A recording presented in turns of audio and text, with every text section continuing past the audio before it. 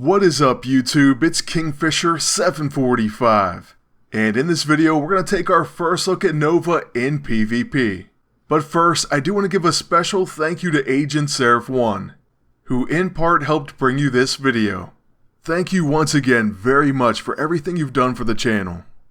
And also thank you to Mark for the graphic, I really appreciate it. Now in this video we're going to team Nova up with Cable. And I had a very specific idea of what I wanted to do for my agent's build to go along with Richard Rider. So we'll check that out in a moment. First though, on Nova Prime, we place the pressurized AISO on his level 2. That way his AoE attack Human Rocket has opportunist and pressure points. We can get all those debuffs out of the way in one AoE attack. Well, not all of them, but we have a chance at a lot more. Otherwise, you'd have to use his level 1 for pressure points, and that's a single target attack. So we begin this match by using Human Rocket. Next up, the enemy agent's going to use the Blackest Void, and with Cable's turn coming, well, as you all know, he has Temporal Shift. Now unfortunately, since Nova's level 9 starts cooldown, we're pretty much always going to use Temporal Shift on my agent. This can come in really handy against other teams that aren't using Pestilence Beast. Here it's not as critical, but still going to be an amazing extra turn. Because what we're using is the Psyche Operator. Hey, it's a free action with Manipulated. Then we're only using one more piece of that set. We went with the Staff of Agony, a quick action that still has Cosmic Nullifier, Cerebral Agony, a 20% chance at Mental Anguish, and of course has Psychic Vampire. Those two pieces of the Psychic Force set give us a really nice base of operations as far as debuffs, and it fills a nice role as far as a free action and a quick action with a lot of damage. After that we have a hybrid going, two pieces of the Horseman set. We have two pieces because the Oblivione gains pressure points with that second piece. That means it's an AoE stealthy function that applies pressure points and opportunist. Exactly what Nova's going to need. And on the other hand, the No Mercy gains Paragon Exploiter in addition to Exploit Opportunity. So all in all, these two pieces of the Horseman set work out pretty well. After using the Psychic Force pieces though, we're then going to go with the Oblivione 9 times out of 10. So we begin with that. Then on Cable's actual turn, while he does have pressure points, you just have to switch over to get that. Then he has Paragon Exploiter on his level 1. So if you need more debuffs, you can use that Techno-Organic Overdrive. Otherwise, we'll fire his level 1. The only thing I've noticed about this is it gets interrupted quite a bit by the Dark Energy Blade. So that is one downside to that attack. Here of course he shoots Richard Rider, so not much better. In fact, it's worse. Now it's pretty unfortunate because Enchantress is going to do a lot on her turn, and I definitely would have preferred that she be knocked out. But still, on my agent's turn, we are going to risk that No Mercy. I'm really hoping we don't hit Richard Rider, but I think it's going to be worth the effort. The True Nova is heavily debuffed as well, so I don't know how successful his next turn's going to be. But for now, we do knock out their agent. Pestilence Beast, with his final turn, is going to use Momentary Advantage, then he'll attack Cable, and my agent. So yeah, this is a triple blaster team. I suppose that could be a bit scary. However, Nova Prime, his level 9, is a free action. It grants him Xandarian Worldmind, protects allies from single target or area attacks. That part I don't love. At least not when I'm trying to show him off. But he does take reduced damage, and then the best part, 2 actions each round. Plus watch this.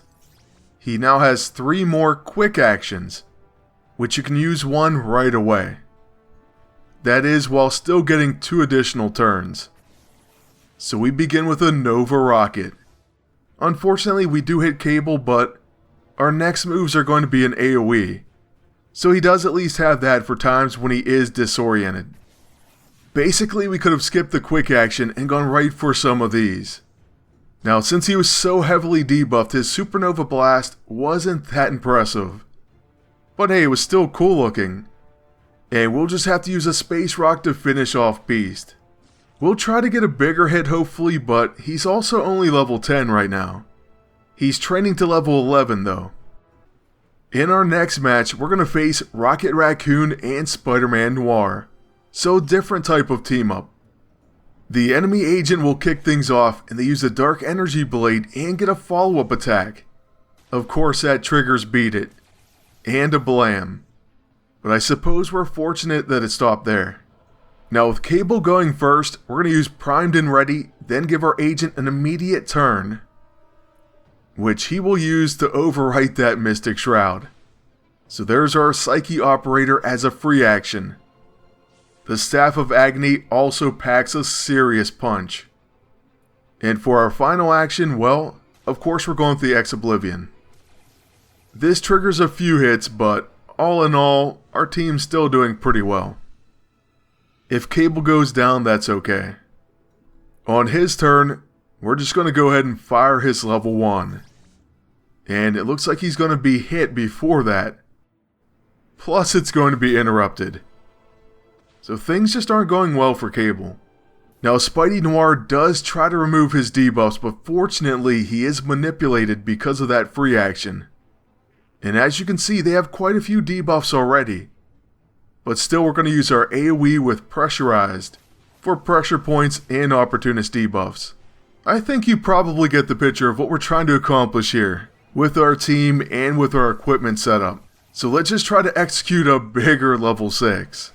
It's going to take a little while to get back to Nova though, so I don't know how much health the enemy team's going to have.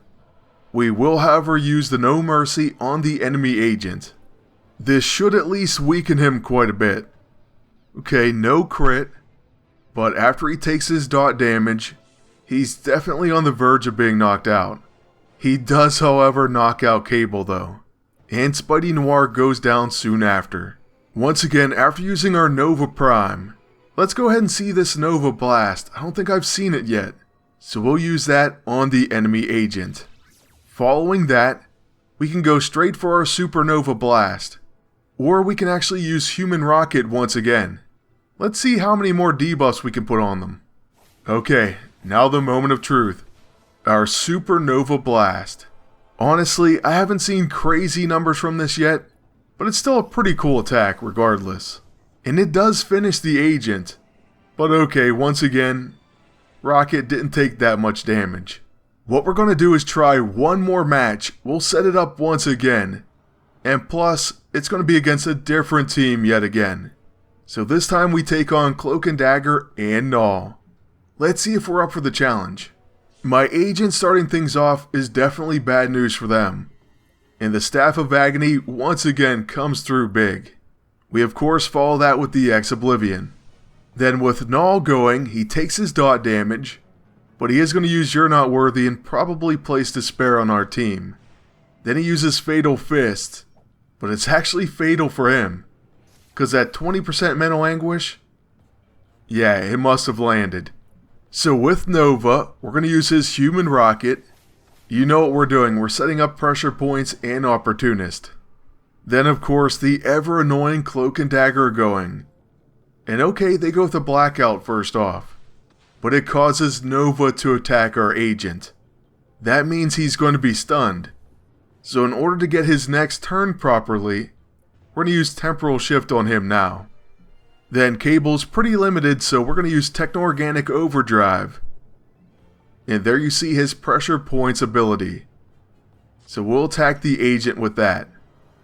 Now Nova on his extra turn has to recharge, but at least he's going to get his normal turn. And then we'll have his level 9 and so on. Yes, it does start cooldown, we've established that. But it probably has to start that way. It's only one round, so not terrible. My agent right here though has a difficult choice. I want Richard Rider to get the glory, but I think we have to attack Cloak and Dagger. So we do use the No Mercy and that KOs them. Well, the enemy agent doesn't have a lot of HP. We have to go right for his level 6, supposedly big hitting attack. As you can see there, the Supernova Blast would have done a nice amount of damage. I think most every hit was around 3,000 to 3,500, and it hits 5 times. So not terrible. And actually it might have been a little more than 3,500 to hit. So anyways, that's going to be our first look at Nova in PvP.